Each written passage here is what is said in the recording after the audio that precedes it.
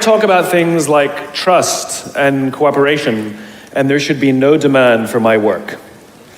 But the fact of the matter is there is demand for my work, which means that there's an opportunity. It means that trust and cooperation are not yet standard in our organizations, and yet they should be, and we know that, which is why we're looking for ways to bring those things to our organizations. So I thought I would do something a little different today. You know, when you're speaking to tens of thousands of people and you have the opportunity to share a message, of course, most rational people would say, let's go with something I've talked about, trust and cooperation, and there should be no demand for my work. But the fact of the matter is there is demand for my work, which means that there's an opportunity. It means that trust and cooperation are not yet standard in our organizations, and yet they should be, and we know that, which is why we're looking for ways to bring those things to our organizations. So I thought I would do something a little different today. You know, when you're speaking to tens of thousands of people, talk about things like trust and cooperation, and there should be no demand for my work. But the fact of the matter is there is demand for my work, which means that there's an opportunity. It means that trust and cooperation are not yet standard in our organizations, and yet they should be, and we know that, which is why we're looking for ways to bring those things to our organizations. So I thought I would do something a little different today. You know, when you're speaking to tens of thousands of people and you have the opportunity to share a message, of course, most rational people would say, let's go with something I've talked about lots of times and I'm really good at, but I'm not normal, so I'm going to do something completely new, and I hope this works out. There are two things that I think that great leaders need to have: empathy and perspective. And I think these things are very often forgotten. Leaders are so often so concerned about their status or their position in an organization, they actually forget their real job. And the real job of a leader is not about being in charge, it's about taking care of those in our charge. And I don't think people realize this, and I don't think people train for this. When we're junior, our only responsibility is to be good at our jobs. That's all we really have to do. And some people actually go get advanced educations so that they can be really good at their jobs, accountants or whatever, right? And you show up and you work hard, and the company will give us tons and tons of training how to do our jobs. They'll show us how to use the software. Talk about things like trust and cooperation, and there should be no demand for my work. But the fact of the matter is there is demand for my things like trust and cooperation, and there should be no demand for my work. But the fact of the matter is there is demand for my work, which means that there's an opportunity. It means that trust and cooperation are not yet standard in our organizations, and yet they should be, and we know that, which is why we're looking for ways to bring those things to our organizations. So I thought I would do something a little different today. You know, when you're speaking to tens of thousands of people and you have the opportunity to share a message, of course, most rational people would say, let's go with something I've talked about lots of times and I'm really good at, but I'm not normal, so I'm going to do something completely new, and I hope this works out. There are two things that I think that great leaders need to have: empathy and perspective. And I think these things are very often forgotten.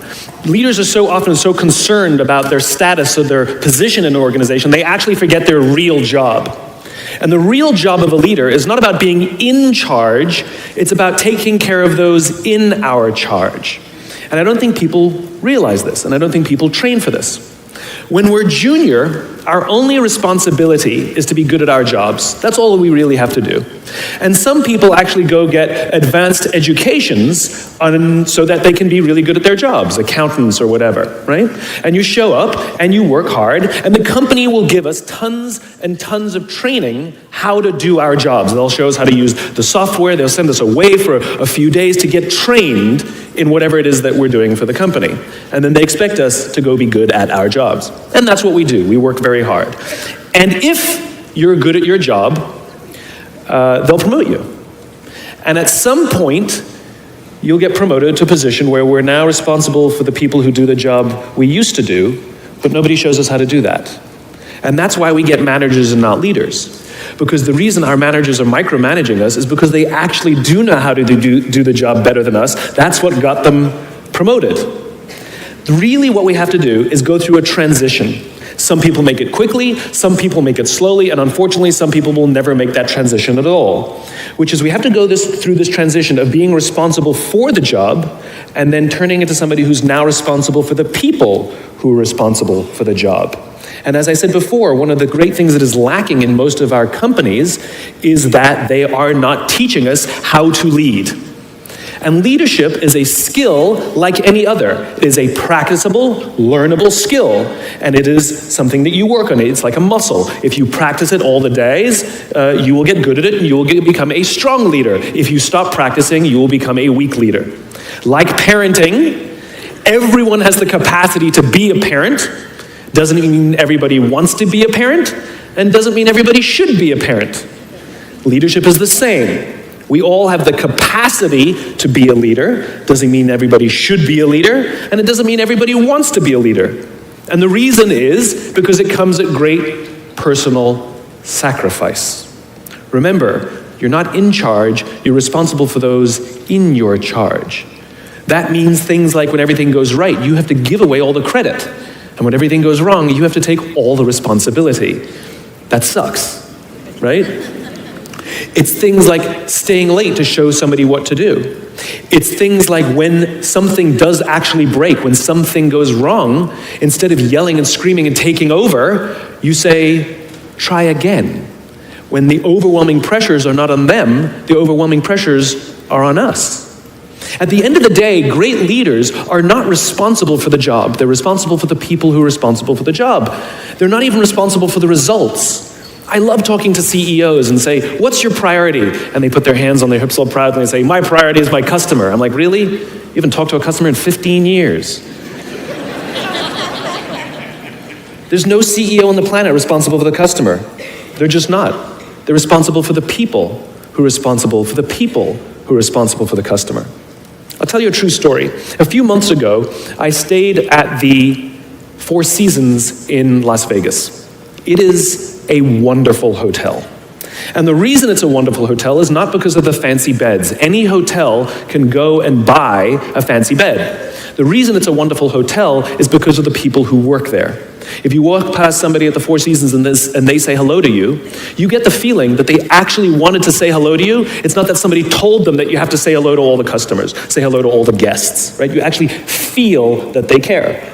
Now, in their lobby, they have a coffee stand. And one afternoon, I went to buy a cup of coffee, and there was a barista by the name of Noah who was serving me. Noah was fantastic. He was friendly and fun, and he was engaging with me, and I had so much fun buying a cup of coffee, I actually think I gave 100% tip, right? He was wonderful. So as is my nature, I asked Noah, do you like your job? And without skipping a beat, Noah says, I love my job. And so I followed up. I said, what is it that the Four Seasons is doing that would make you say to me, I love my job? And without skipping a beat, Noah said, throughout the day, managers will walk past me and ask me how I'm doing, if there's anything that I need to do my job better. He said, not just my manager, any manager. And then he said something magical. He says, I also work at Caesar's Palace. And at Caesar's Palace, the managers are trying to make sure we're doing everything right. They catch us when we do things wrong. He says, when I go to work there, I like to keep my head under the radar and just get through the day so I can get my paycheck. He says, here at the Four Seasons, I feel I can be myself. Same person, entirely different experience from the customer who will engage with Noah.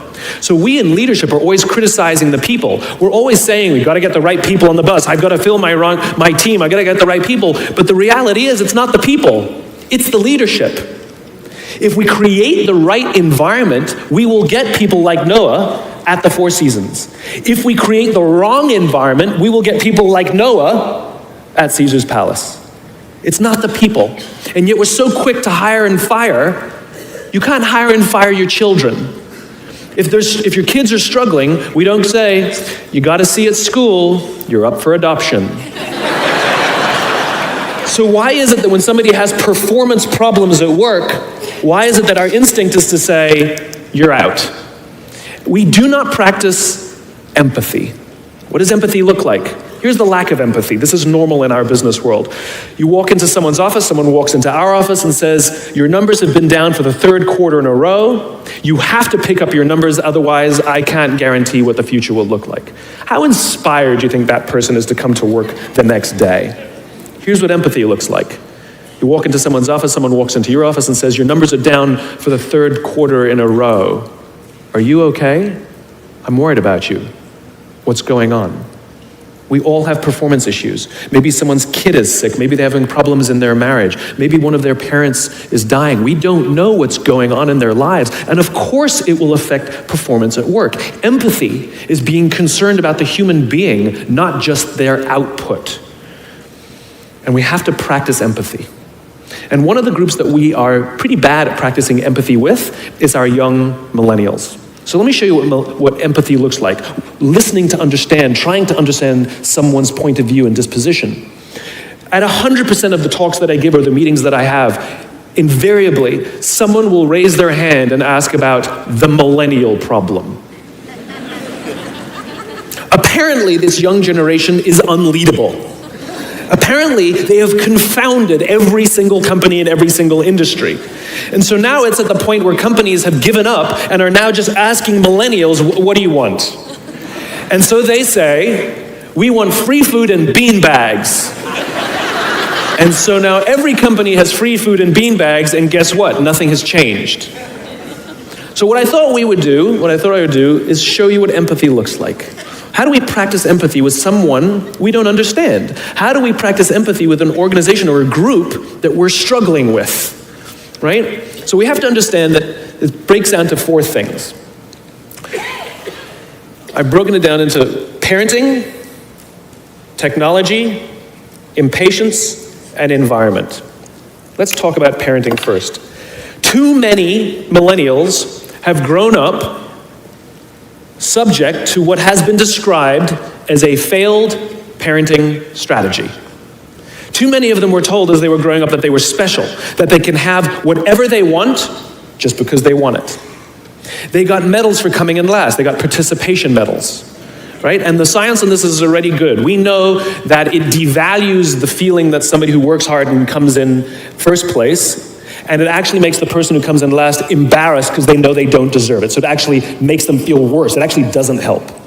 There are a lot of kids who got into honors classes, not because they deserved it, but because their parents complained. And they got A's not because they earned them, but because the teachers didn't want to deal with the parents, right? Then those kids graduate and they start a job. And in an instant, they find out that they're not special, that you don't get anything just because you want it. You get nothing for coming in last, and your parents cannot help you get a promotion. And in an instant, their entire self-image is completely shattered. In an instant, the way they view themselves has completely changed, turned on its head. And so what you find is that there's an entire generation growing up with lower self-esteem than previous generations. Remember, they have grown up in an Instagram, Facebook, Snapchat world in which they are very, very good at putting filters on everything. They're very, very good at curating how they want to be seen. And we think they're full of confidence. They seem to have all the answers. They seem to be telling us what to do. At the end of the day, it's just not there. It's just not true. It's just not true. Their confidence is a lot weaker than before. They don't know where they're coming from. They don't know where they're going. They're unsure of themselves, and they lack the courage to ask. We say things like, my door is always open, assuming that they have the courage to walk through the door. Number 1. Then we add in technology. There's a chemical in our body called dopamine. Dopamine is responsible for the feelings we get when we find something we're looking for or we accomplish something we set out to accomplish. You know that great feeling you get when you cross something off your to-do list, or when you win the game, when you hit the target, right? Win the client, get the promotion, whatever it is. That elation, find your keys.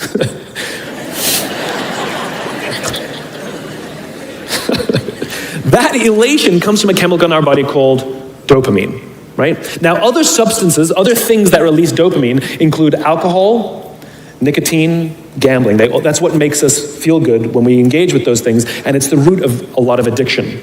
In fact, almost every alcoholic on the planet discovered alcohol when they were teenagers.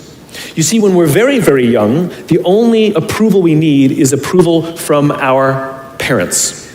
And then as we go through adolescence, we now crave the approval of our peers. Very frustrating for our parents, very important for us. It allows us to acculturate outside of our immediate families into the larger tribe. Very, very important, right? It's a time of high stress and high anxiety, and we're supposed to learn to rely on our friends. Some people, quite by accident, discover alcohol and the numbing effects of dopamine to help them cope with the stress, and that becomes hardwired, and then for the rest of their lives, when they suffer some kind of extreme stress, they don't turn to a person, they turn to the bottle, right? Now, we also know that dopamine is released with cell phones and social media. So that bing, buzz, flash, and beep that we get from our phones that feels so good, it releases dopamine. We like getting it. Yes, we all hate all the emails, but we love the bing, right? We've all been in this position. You know, you're feeling a little bit down, you're feeling a little bit sorry, maybe feeling a little bit sad. And so what do? We send out 10 texts to 10 friends. Hi, hi, hi, hi, hi.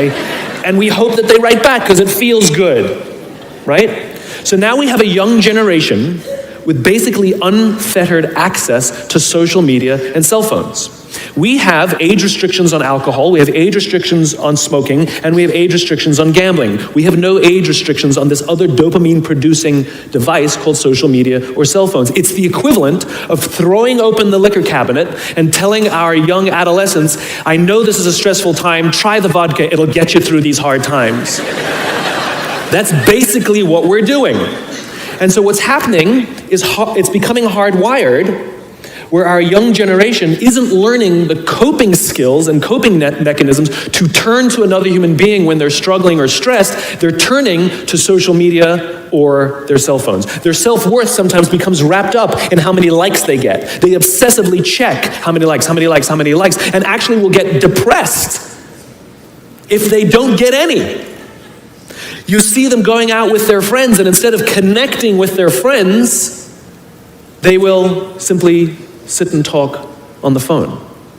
Let me show you something that's really powerful. Can I borrow your phone, please? There's one right there in between you. Just let me borrow that for a sec. I'm asking you to give me somebody else's phone. You don't have to turn it on. I just need it. Thank you. So let me show you the subconscious power of this device. What if I were to hold my phone while I'm giving this presentation? I'm not checking it, it's not buzzing, it's not beeping. I'm simply holding it. Do you feel like you're the most important thing to me right now? No, you do not. And this is an artificial environment. Now think about how often this phone is out while we're talking to other people. Hey boss, can I talk to you? Sure, what's on your mind? As opposed to, sure, what's on your mind? We go out for dinner or lunch with our family and our friends. We have meetings, and we put the phone on the table, which sends a subconscious message to everybody else in the room that this is not that important to me. You're not that important to me. And by the way, putting your phone upside down is not more polite. This is my favorite one, where the phone rings in the middle of a dinner, in the middle of a lunch, in the middle of a meeting, and somebody goes, I'm not going to answer it. Oh my God, just so magnanimous. Right? Thank you.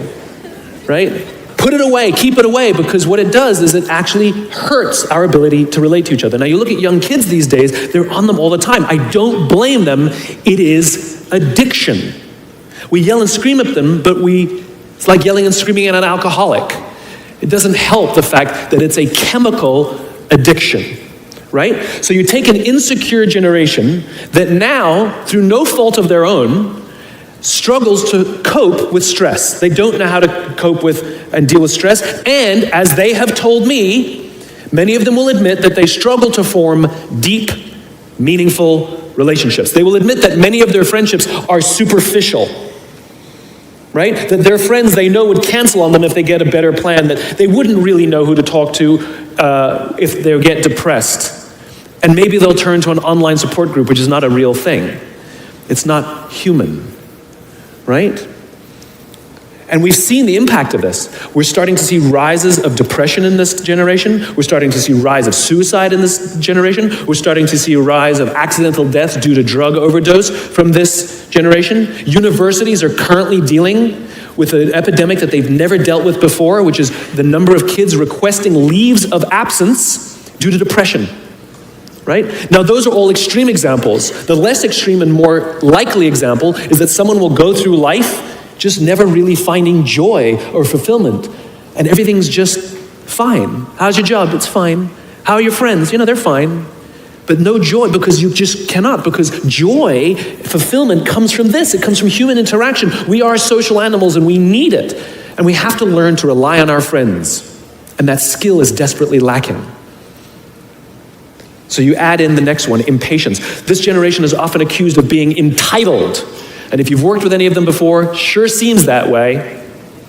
But I would argue that we're misreading the tea leaves. They're not entitled. They're impatient. Again, let's practice empathy. How did they grow up? They grew up in a world of instant gratification. You want to buy something, you go on Amazon, it shows up the next day. You want to watch a movie, you don't check movie times, you just log on and download it whenever you want to watch it. Stream it, right? You want to watch a TV show, you don't wait week to week to week. You just binge watch for the weekend. In fact, if you want to get hold of somebody, you don't leave a message on their machine and wait 4 hours for them to get the message and call you back. You just text them and they'll call you, they'll get back to you literally instantaneously. Heck, if you want to go on a date, you don't even have to be like, hey, you just swipe right. You got a date.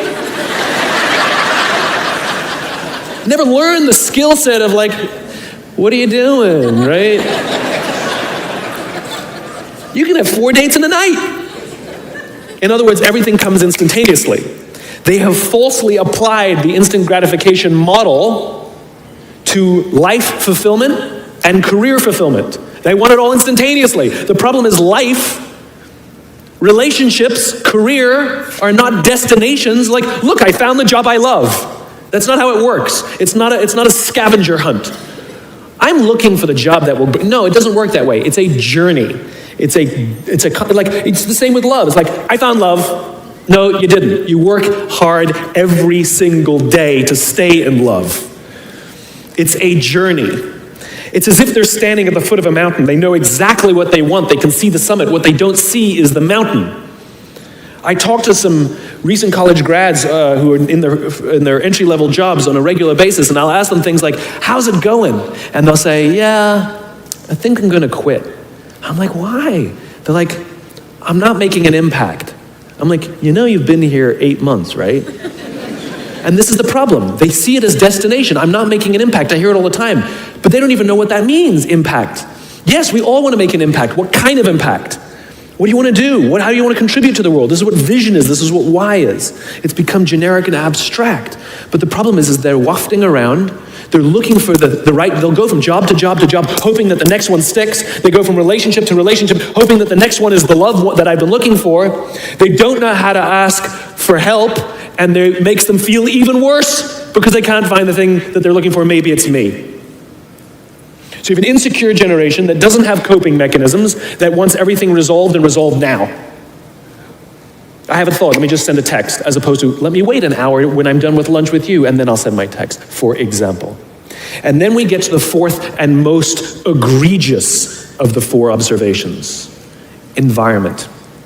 We're now taking this wonderful, smart, idealistic, ambitious, hardworking, good group of people that were dealt a bad hand, and we're putting them in corporate environments that do not care about them as human beings.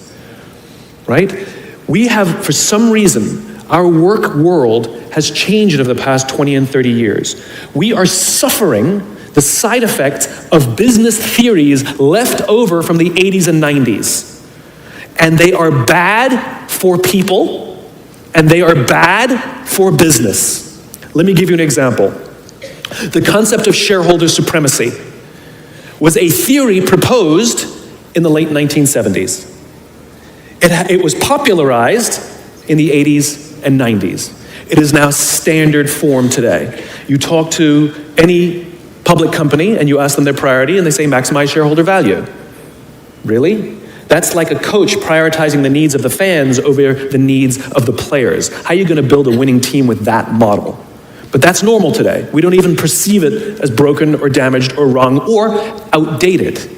Remember, the 80s and 90s were boom years with relative peace and a kinder, gentler Cold War. Nobody was practicing hiding under their desks in school anymore. We are no longer in those times. These are no longer boom years. These are no longer peaceful times, and those models cannot work today. Here's another one. Mass layoffs. Using someone's livelihood to balance the books, right? It's so normal in America today that we don't even understand how broken and how damaging it is, not only to human beings, but to business.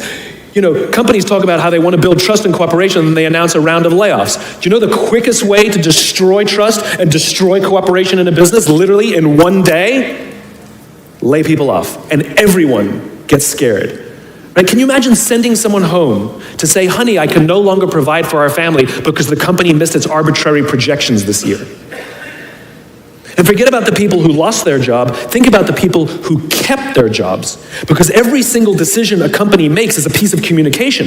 And the company has just communicated to everybody else, this is not a meritocracy.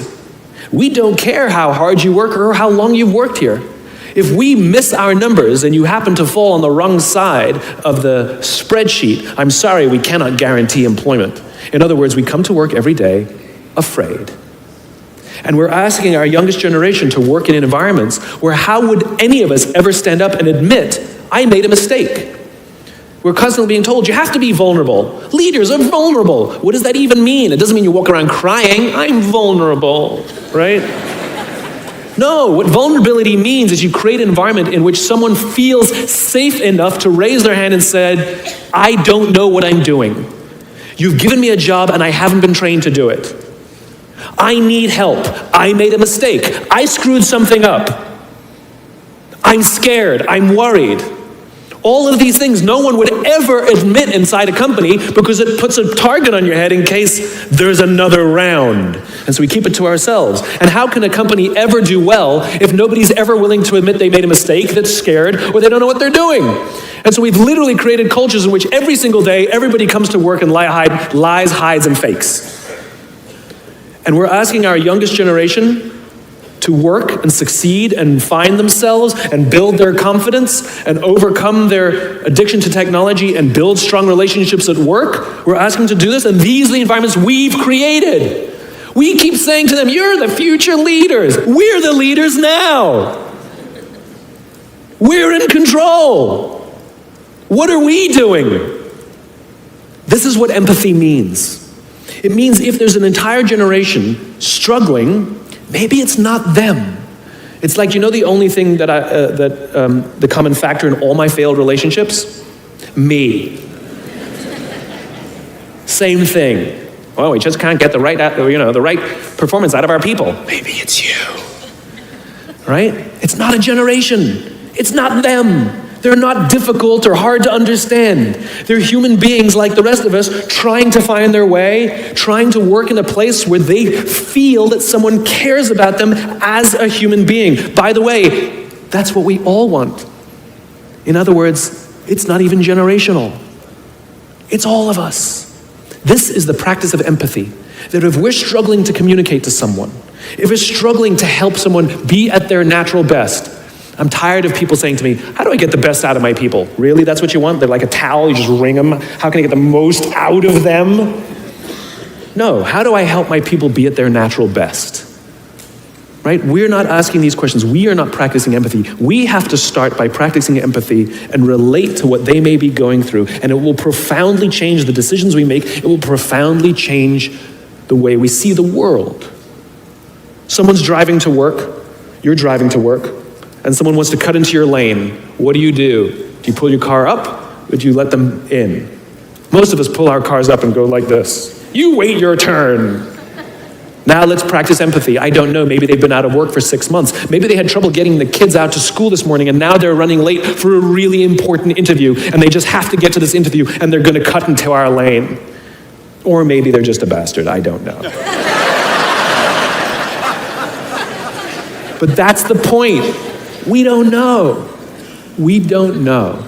And the practice of empathy will say, I'll let them in, and I'll arrive to work 1 car length late. Right? We don't always have to be right. We don't always have to be in charge. We don't always have to be the one who succeeds. It's not about winning or losing. And that's where I go to the second point. After empathy comes perspective, where it's not about winning or losing. In game theory, there are two kinds of games. There are finite games and there are infinite games. And this is how you're going to change your perspective, right? A finite game is defined as known players, fixed rules, and an agreed upon objective. Baseball, for example. We know the rules, we all agree to the rules, and whoever has more runs at the end of 9 innings is the winner, and the game is over. No one ever says, if we can just play 2 more innings, I know we can come back. Doesn't work that way. The game is over, right? That's a finite game. Then you have an infinite game. Infinite games are defined as known and unknown players. The rules are changeable, and the objective is to keep the game in play, to perpetuate the game. When you pit a finite player versus a finite player, the system is stable. Baseball is stable, right? When you pit an infinite player versus an infinite player, the system is also stable. Like the Cold War, for example, because there cannot be a winner and a loser. There are no winners and losers in an infinite game, right? It doesn't exist. And because there are no winners or losers, what ends up happening in the infinite contest is players drop out when they run out of the will or the resources to play. But there's no winners or losers. Problems arise when you pit a finite player versus an infinite player. Because a finite player is playing to win, and an infinite player is playing to keep the game going. Right? This is what happened to us in Vietnam. We were playing to win, and the Vietnamese were fighting for their lives. We were the ones who got stuck in quagmire. This is the Soviet Union and Afghanistan. They were trying to beat the Mujahideen, and the Mujahideen would fight for as long as is necessary. Quagmire. Now let's look at business. The game of business has pre-existed or has existed long before every single company that exists on this planet today. And it will outlast every single company that exists on this planet today. There's no winning the game of business. And the reason is because we haven't agreed to the rules. I get such a kick out of this. You realize how many companies actually don't know the game they're in, right? Listen to the language that the companies use. We're trying to beat our competition. We're trying to be number one. Did you know that we were ranked number one? Look at the listing. Based on what criteria? Revenues, profits, market share, square footage, number of employees, based on what time frame? A quarter, a year, 5 years, 10 years, 20 years, 50 years, 100 years? I haven't agreed to those standards. How can you declare yourself the winner? How can you declare yourself number one where no one else in the game has agreed to the rules? It's arbitrary. There is no winning because there's no end. In other words, companies are playing finite games. Listen to their language. They're trying to beat their competition. What does that even mean? It's the leaders in the companies that understand the game that they're in and organize their resources and their decision-making around the infinite contest that outlast and frustrate their competition. All the companies that we refer to as the exceptions, Southwest Airlines, Apple Computers, Harley Davidson, they're the exception. No, they're playing the infinite contest. They frustrate their competition, is what happens. That's what happens, because they're not playing to win. Jim Senegal, the founder of Costco, which is the only real company that gives Walmart a run for its money, he says public companies are looking to succeed for the quarter. He says, we're looking for the next 50 years. You can hear him. He's playing the infinite contest. I spoke at a leadership summit for Microsoft. I also spoke at a leadership summit for Apple. Now, at the Microsoft summit, I would say 70% of the executives, and this was under the Steve Ballmer days, I would say about 70% of the executives spent about 70% of their presentations talking about how to beat Apple. At the Apple summit, 100% of the executives spent 100% of their presentations talking about how to help teachers teach and how to help students learn. One was obsessed with their competition, the other one was obsessed with where they're going. So at the end of my presentation at Microsoft, they gave me a gift. They gave me the new Zune, which was the competitor to the iPod Touch when it was a thing, right? And I have to tell you, this piece of technology was spectacular. It was beautiful. The user interface was incredible. The design was amazing. It was intuitive.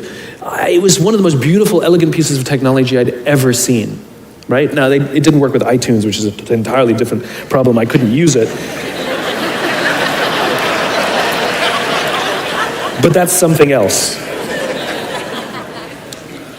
I'm sitting in the back of a taxi with a senior Apple executive, sort of employee number 12 kind of guy, and I decide to stir the pot. And I turn to him and I say, you know, I spoke at a Microsoft summit, and they gave me their new Zune, and I have to tell you, it is so much better than your iPod Touch. And he turned to me and said, I have no doubt. Conversation over.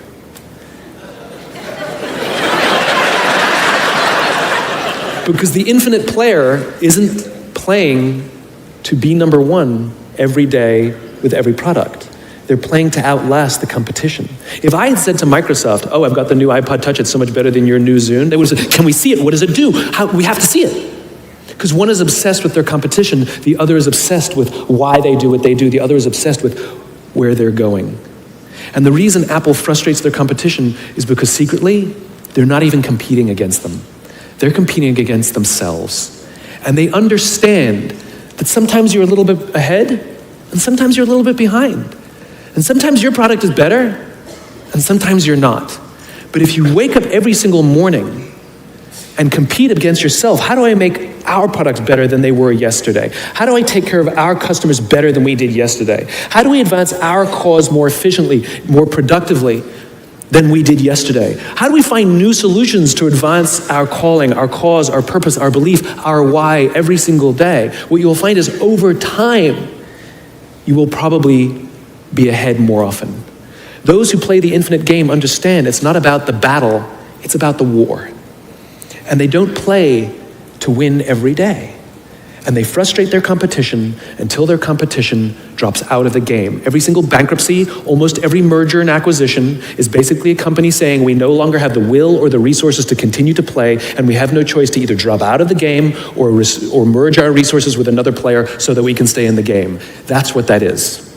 And if you think about the number of bankruptcies and mergers and acquisitions, it's kind of proof that most companies don't even know the game they're in.